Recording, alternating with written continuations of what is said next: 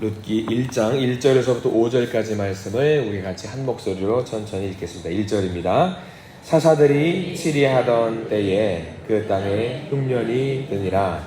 유다 베들레헴의 한 사람이 그의 아내와 두 아들을 데리고 모압 지방에 가서 거류하였는데 그 사람의 이름은 엘리멜렉이요 그의 아내의 이름은 나오미요 그의 두 아들의 이름은 말론과 기럯이니 유다 베들레헴 에브라스 사람들이더라.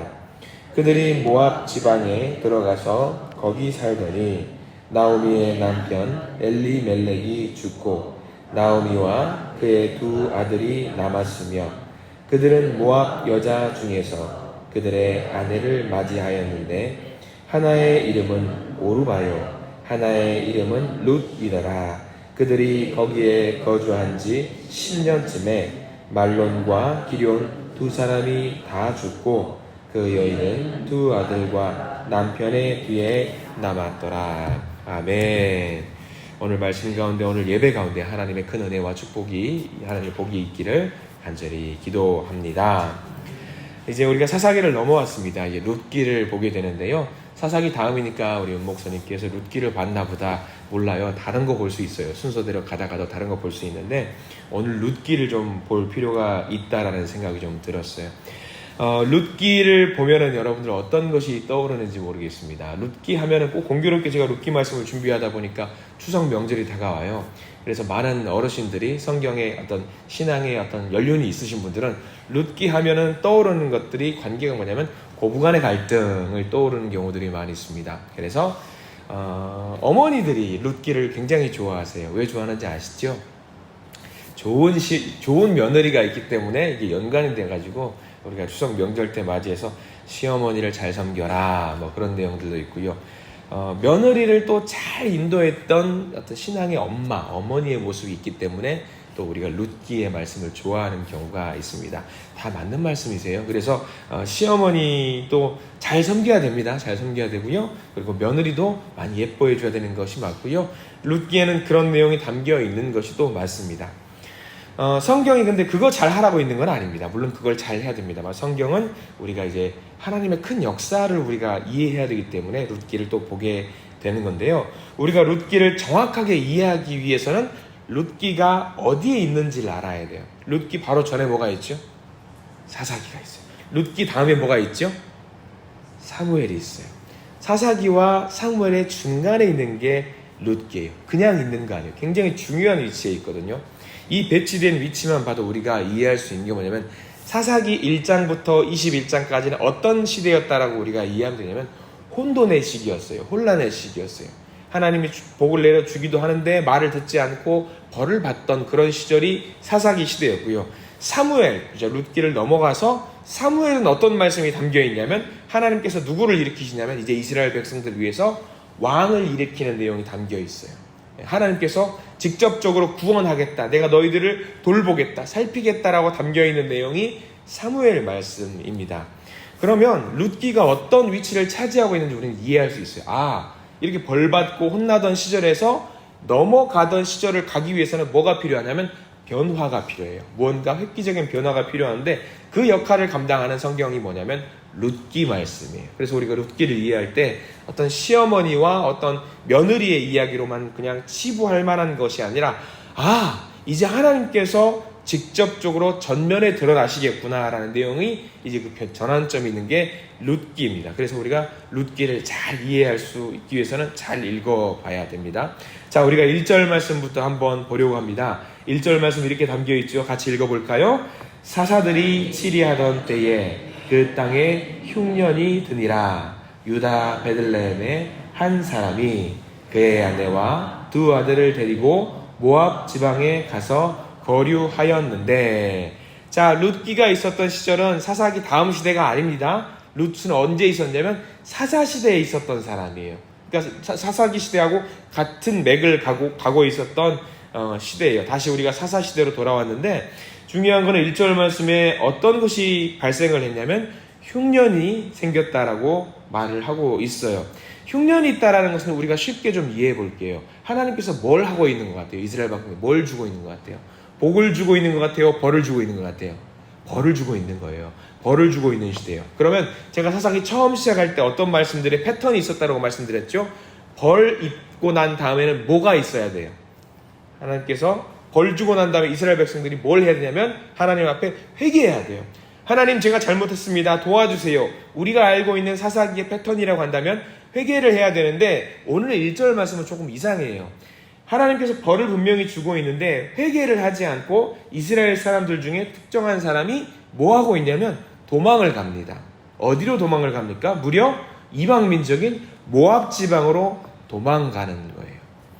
자, 회개를 하고 하나님께 돌아와야 되는 타이밍인데 하나님께 나오지 않고 오늘 말씀에 엘리멜렉이라는 사람이 등장하는데 이 사람이 모압으로 도망을 합니다. 이게 영원히 도망가는 게 아니라 이게 단어를 잘 봐야 되는데요. 1절 제일 끝에 뭐라고 나와 있냐면 거류하였는데 라고 나와 있어요. 왜 거주하였는데라고 하지 않고 거류하였는, 이 거류라는 표현에 동그라미 표시를 해야 되는데 이 거류라는 표현은 뭐냐면 잠깐 머무는 거예요.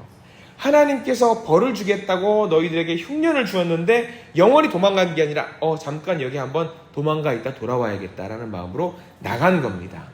이스라엘 사람들은 선택받은 민족이에요. 그러면 하나님께 회개하고 하나님께 나가면 돼요. 근데 이 사람이 얕은 술수를 써서 잠깐 도망갔다가 돌아오면 되겠지라고 생각하고 이방 민족의 땅으로 도망가는 겁니다. 우리가 어제 사사기 21장 마무리하면서도 우리가 기억을 잘 해야 돼요. 사람의 생각으로 뭔가 하려고 하면 이게 잘 돼요? 잘 안 돼요? 잘 안 돼요. 이때 당시 이 엘리멜렉이라는 이 가정, 이 사람들도 자기의 머릿속으로 잠깐 도망갔다가 돌아오면 되겠지라고 생각하고 잠깐 거류하고 돌아오면 되겠지. 근데 이거는 무슨 타이밍이냐면 도망갈 타이밍이 아니라 회개해야 될 타이밍이거든요. 그럼 회개를 하면 돼요. 우리가 하나님 앞에 나와서. 하나님, 우리가 잘못했습니다. 하나님, 우리를 도와주세요. 그렇게 하면 하나님께서 우리의 모습을 보고 우리의 살 길을 만들어 주시는 분, 그게 우리의 하나님이에요. 근데 자꾸 우리는 어떤 식으로 하려면 이방으로 도망가려고 해요. 우리의 얕은 생각을 하려고 합니다. 단순한 원칙입니다. 우리가 잊지 말았으면 좋겠습니다. 인생의 선배님들이 그런 말씀을 합니다. 인생은 뭐다 말하냐면 인생은 타이밍이다라고 이야기를 해요. 적절한 때와 시간이 있다라고. 그러면 우리가 회개해야 될 때는 뭘 하면 되냐면 회개하면 돼요.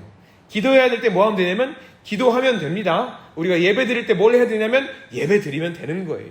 우리가 막 다른 머리로 뭐 다른 거 하려고 하면 안 돼요. 분명히 살다 보면은 길이 아닌 것 같은 그런 길이 분명히 보여요. 사람들이 자존심이 있어서 갑니다. 가다가 우리가 느낌이 있어요. 아닌 것 같다. 우리 운전하다가 내비게이션이 없던 시절 어떻습니까? 길을 한참 가다 보면 왔던 길이 아닌데 우리가 보통 뭐라고 말해요? 야, 이 길이 아닌 갭이요. 돌아가야 되겠어. 라고 이야기를 하면 돌아가면 됩니다. 근데 꼭 어떤 분이 계시냐면 여기 맞아. 여기 맞아. 근데 가다 보면은 이제 엄한 길을 가는 경우가 분명히 있어요. 우리는 오늘 성경 말씀 통해서 알아야 돼요. 길이 아닌 것 같으면은 돌아오면 되는 거예요. 그럼 우리가 뭘 해야 될까요? 늘 기도해야 돼요. 하나님, 제가 가는 이 길이 하나님이 인도하시는 길이 맞는 길인지 아닌지 늘 기도하고 답을 찾아야 돼요. 하나님, 도와주세요. 이 길이 맞는지 아닌지 저는 잘 모르겠습니다만 기도합니다. 이 길이 맞는 길이면 계속 인도해 주시고 아니면 돌아갈 수 있는 길을 만들어 주세요 라고 우리가 기도할 수 있는 저와 여러분들이 되었으면 좋겠습니다. 사람들이 룻기를 보면서 모압으로 갔던 이유에 대해서 많이 궁금해합니다. 여러분들 룻이, 그러니까 나오미가, 이 나오미 가정, 엘리멜렉 가정이 많은 사람들이 그렇게 오해해요. 흉년이 들었기 때문에 가난해져가지고 어려워서, 저도 어렸을 때 그랬거든요. 선생님께서 이 나오미 가정이 모압으로 갔던 이유, 여러분들 왜 갔다라고 여러분 알고 계세요? 집안 형편이 어려워서 갔다라고 생각하는 분들이 많은데 절대 아닙니다. 우리 하나만 더 볼게요. 이건 약간 지식이니까. 룻기 1장 21절 말씀을 보면은 이 집안 사람들의 살림에 대해서 나와 있는 이야기가 잠깐 나와요. 1장 21절 같이 한번 천천히 읽어볼게요. 시작. 내가 풍족하게 나갔더니, 잠깐 거기 멈출게요. 자, 이 가정이 모압으로 갈 때 가난한 상태로 나갔어요? 풍족하게 나갔어요? 풍족했어요. 이 사람들은 부유한 사람들이었습니다. 부유한 사람들이었음에도 불구하고 잔꾀를 부린 거예요. 많은 사람들이 상상을 하지만 내가 풍족하게 나갔더니 나중에 돌아올 때는 어떻게 됐다? 가난하게 돌아왔다라는 거예요. 뭔가 잔꾀를 불려서 뭐 추측하는 사람들이 많습니다. 정확하게 나왔지는 않습니다. 다만 이 모압 지방에 가서도 더 뭐 부유해지고자 어떤 잔꾀를 부려서 이 사람들이 하나님께 큰 벌을 받았다라고 이야기를 합니다. 중요한 건 그거는 중요한 건 아닙니다. 다만 이 사람들이 예루살렘에 살고 있었던 사람들은요, 이스라엘 백성들 중에 예루살렘에 살고 있었던 사람들은 흉년이 들어도 크게 영향을 받지 않아요. 왜냐하면 이 사람들은 늘 주변에서 뭐가 있냐면 예루살렘 주변에서 예배가 있어요. 예배가 있다라는 얘기는 이 이스라엘 백성들은 내가 굶어 죽어도 반드시 예배를 드려야 되는 사람들이기 때문에 예배를 드리기 위해서는 그냥 가지 않습니다. 양을 데리고 가요. 그래서 제물을 바치기 위해서 성전 주변에서 또 양을 사기도 해요. 금전적인 거래가 계속 있었기 때문에 예루살렘 주변에 사는 사람들은 가난한 사람이 별로 없었어요. 늘 경제활동이 있었기 때문에. 중요한 거는 방금 우리가 읽었던 21절은 나오미가 고백한 말입니다. 내가 나갈 때는 풍족하게 나갔지만 돌아올 때는 가난하게 들어왔다. 이 나오미라는 사람은 나오미의 말뜻은 사랑받는 자예요. 사랑받는 자인데 남편도 죽고 결국은 아들도 죽고 사랑받는 자가 아닌 사람이 된 것이지요. 자, 결국 우리 1장 5절로 돌아오면은요, 이 남편도 죽고 두 아들도 죽게 됩니다. 5절 말씀 함께 읽겠습니다. 시작. 말론과 기럨 두 사람이 다 죽고 그 여인은 두 아들과 남편의 뒤에 남았더라. 남편도 죽고 아들도 다 죽어요. 이 기구한 인생입니다. 이 말론이라는, 왜 이렇게 아들의 이름을 이렇게 지었는지 모르겠어요. 말론이라는 사람의 말뜻은 병약하다. 아들의 이름을 지었고, 아들의 너의 이름은 지금부터 병약이야. 그리고 기럨의 말뜻은 쇠퇴하다라는 뜻이에요. 둘째 아들아, 너의 이름은 지금부터 쇠퇴야. 이런 부모가 세상에 어디 있습니까? 근데 우리가 방금도 말씀드렸지만 룻기의 이야기는 한 가정의 이야기가 아니라고 말씀드렸어요. 이스라엘의 이야기예요. 그러니까 말론과 기럨의 말뜻을 보면서 우리가 이해할 수 있는 거죠.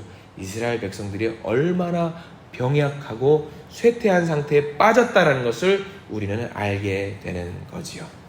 신랑 되신 예수님을 잃어버린 이스라엘 백성들의 이야기가 이 나오미 가정의 이야기입니다. 그리고 이제 본격적으로 말론과 기럨 아들이 나왔으니까 딸의 이야기도 나옵니다. 4절에 보면은 두 명의 딸이 나옵니다. 4절 말씀 읽겠습니다. 시작.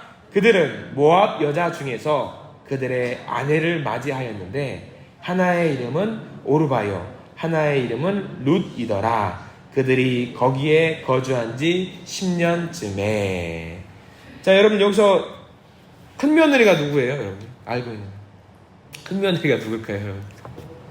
많은 분들이 여기서 4절에 근거해서 오르바가 큰 며느리라고 이야기를 해요. 근데 정확하지 않습니다. 누가 큰 며느리가 안 나왔어요. 다만 우리는 이스라엘 사람들은 아들을 소개할 때 큰 아들을 먼저 소개하는 경향이 있어요. 그래서 2절에 말론과 기럨이라고 먼저 소개를 했거든요. 근데 말론의 처가 누구냐면 룻이에요. 그래서 많은 사람들이 정확하진 않지만 그래도 큰 며느리가 룻이다 라고 이야기를 하는 경우가 있습니다. 다 중요한 거 아닙니다. 알고만 계십사고 말씀드린 거고요. 자, 중요한 거는 나오미의 가족이 모압으로 갔고 점차 쇠락해져가는 가정이 됩니다. 자, 이렇게 힘들고 어려울 때, 우리가 살면서 어려울 때 가끔 우리는 생각하죠. 하나님 나한테 왜 이러세요? 그 생각이 들면은 우리는 뭐 하면 되냐면 내가 하나님 앞에 뭘 잘못하고 있나 라고 고민을 하시고 뭔가 걸리는 게 있으면 하나님께 돌아오면 돼요. 하나님께 돌아오면 됩니다. 많은 사람들이 그런 생각을 합니다. 내가 하나님을 버리면 하나님도 우리를 버리실 수 있겠다라는 생각을 합니다. 근데 여러분 명심하세요. 내가 하나님을 포기해도 하나님은 우리를 절대로 포기하지 않으세요. 절대로 포기하지 않으세요. 많은 사람들이 오해해요. 내가 하나님을 떠났으니까 하나님 내게 벌 주시고 나를 멀리하고 나하고 절대 상종도 안 하실 거야. 하나님은 절대 그렇게 하는 분이 아니십니다. 왜? 오늘 룻기 말씀이 그 증거입니다. 이 사람들은요, 멀리 떠났기 때문에 하나님의 관계에서 멀어졌기 때문에 절대로 하나님과 이제는 우리가 관계하지 못할 거라고 생각을 하는데 하나님은 끝까지 따라오세요. 말론과 기럨이 죽음을 맞이했습니다. 그 두 아들이 죽음을 맞이했음에도 불구하고 절대로 하나님은 이 둘을 버리지 않으세요. 어디에 그 말씀이 나와 있냐면 6절 말씀이 핵심이에요. 6절은 전체를 밑줄을 그어두시고 눈으로 따라오셔야 됩니다. 6절 말씀 읽어보겠습니다. 시작. 그 여인이 모압 지방에서 여호와께서 자기 백성을 돌보시사 그들에게 양식을 주셨다 함을 듣고 이에 두 며느리와 함께 일어나 모압 지방에서 돌아오려 하여. 이 6절 말씀은 별표를 쳐주셔야 될 게 뭐냐면 이 룻기 전체 말씀의 요약본입니다. 자, 이 여인이 모압으로 도망을 갔습니다. 근데 소식을 들었습니다. 어떤 소식을 들었냐면 여호와께서 자기 백성을 돌보신다라는 소식을 들었어요. 자기 백성을 돌보신대요. 돌보신다라는 소식을 들었는데 어디서 그 소식을 들었냐면 모압에서 들었어요. 내가 먼 곳에 있어도 하나님께서, 하나님의 백성은 반드시 돌보시는구나 라는 말씀이 기록이 되어 있는 거예요. 우리에게 희망적인 말씀입니다. 우리가 죄를 저지르고 나쁜 짓을 하고 하나님께 멀리 떠나 있는 것 같다는 생각이 들지라도, 우리가 먼 곳에 가 있다, 하나님으로부터 먼 곳에 가 있다고 할지라도 하나님은 여전히 하나님의 백성을 돌보신다는 소식이 사방팔방에 퍼져 있는 거예요. 나에게도 들리는 거예요. 이 말씀은 우리에게 큰 의미가 있는 거죠. 그리고 이 말씀, 중요한 것, 절망의 상황 속에서도 이 나오미 가정이 뭘 했냐면 6절 말씀 중간에 가장 중요한 게 있습니다. 뭐냐면 듣고 이해라는 말이 있어요. 듣고 이해. 거기 표시를 해두셔야 돼요. 자, 나오미라는 사람이 나는 하나님께서 버림받은 딸이야 라고 고백을 했다라고 할지라도 이 말을 듣고, 여호와께서 돌보신다는 말을 듣고 즉각적으로 뭘 했어요? 듣고 나서 뭘 했어요? 내가 하나님께 돌아가야 되겠다고 결심하고 바로 벌떡 일어나는 거예요. 듣고 이해. 자, 우리 모든 믿음의 성도님들, 듣고 이해. 하나님의 음성을 듣고 우리가 망설이지 마셨으면 좋겠어요. 두 며느리와 함께 모압 지방으로 돌아가는 나오미의 생각, 이것이 모든 변화의 시작이에요. 하나님께서 살피신다라는 것을 우리가 알고 깨닫고 행동으로 옮겨서 내가 이제 하나님께로 돌아가야겠구나라는 생각을 하는 것, 이것들이 우리가 하는 최선이고 변화의 시작입니다. 하나님은 절대로 자기의 백성들을 버리지 않으십니다. 뒷짐짓고 있지 않으세요. 이 이야기를 듣고 이 며느리와 함께 나오미는 짐을 챙기고 하나님 품으로 돌아가려는 액션을 취합니다. 사사기 시대에 환란의 때입니다. 이 시기에 어떻게든 자기 식으로, 자기 방식으로 뭔가 해보려고 했던 사람들이 너무나도 많이 있습니다. 그러나 그런 사람들일지라도 하나님께서는 돌보시고 인도하신다라는 사실을 깨달아 알았으면 좋겠습니다. 그리고 우리가 해야 될 거, 하나님께서 부르시는 그 부르심, 하나님께서 요청하시는 그것에 우리가 응답하는 인간의 자세, 사람의 자세, 굉장히 중요합니다. 주님이 부르실 거예요. 그러면 우리가 응답했으면 좋겠어요. 주님, 제가 여기 있습니다. 주님, 제가 여기 있으니 저를 써주시고 저를 인도하시고 저를 도와주십시오. 반드시 우리가 그 응답을 하실 수 있는 저와 여러분들이 되시기를 간절히 축원합니다. 하나님은 많은 사인을 주세요. 많은 모습으로 우리를 열어가시고 인도하셔요. 우리가 응답해야 됩니다. 우리가 응답해야 돼요. 이 시간에 우리가 하나님의 말씀을 봤는데요, 이 말씀을 읽고 많은 생각이 나실 겁니다. 많은 분들이 그런 신앙의 모습이 있어요. 목사님, 제가 뭐 잘못됐어요. 뭐가 이게 틀어졌어요. 하나님께서 저를 버리시나 봐요. 저는 그런 분들한테 이렇게 말씀드려요. 절대로 그렇게 생각하지 마시라고. 하나님은 절대로 우리를 버리는 분이 아니시라고. 내가 혹시라도 가다가 넘어질 때 있다고, 쓰러질 때 있다고, 눈물을 흘릴 때 있다고. 근데 기억하시라고. 하나님은 우리가 멀리 가 있어도 절대로 우리를 잊지 않으시고 우리를 따라오시면서 손 붙잡고 다시 끌고 가시는 분이라고. 그래서 젊은 청년들한테, 학생들한테 이렇게 말해요. 목사님, 저 좀 힘들어요. 그러면 절대 걱정하지 말라고. 네가 힘들고 넘어져 있으면 하나님은 너의 멱살을 잡고라도 머리끄댕이라도 잡고 반드시 가는 분이라. 그래서 반드시 원래 있던 위치로 돌려놓는 분이 우리 하나님이시라. 절대로 잊지 마셨으면 좋겠어요. 자, 그러면 하나님께서 우리를 끌고 가시기 쉽게 하기 위해서 우리는 어떻게 해야 돼요? 우리 쓰러져 있으면 안 돼요. 잡고 끌고 가면 하나님도 힘드실 거예요. 그럼 하나님 좀 덜 힘드시게 벌떡 일어나서 오늘 나오미처럼 듣고 이해, 바로 움직였다라 하는 것처럼 우리도 하나님의 음성이 들렸을 때에 노력하세요. 어떻게? 하나님의 품속으로 가까이 들어갈 수 있도록 재빨리 일어나셔서 돌아가시기를 부탁을 드립니다. 우리 안에는 희망도 없고 소망도 없다라고 생각할 때 하나님은 우리의 희망이 되시고 소망이 되십니다. 다시 하나님을 선택하시고 잡으시고 붙잡으시고 그래서 일어나실 수 있는 저와 여러분들 되시기를 부탁을 드립니다. 비록 우리가 살 때에 사사기와 같은 혼란의 때를 살아갑니다. 근데 그런 때일수록 하나님 더욱 우리에게 희망을 주시고 소망을 주시고 오늘 하루를 살아갈 수 있는 힘을 주시는 분이라는 사실을 믿고 의지하고 오늘 하루를 살아내시기를 간절히 축원합니다. 기도하겠습니다. 주님, 우리의 마음은 사사기의 때와 사사기의 모습과 다를 바가 없습니다.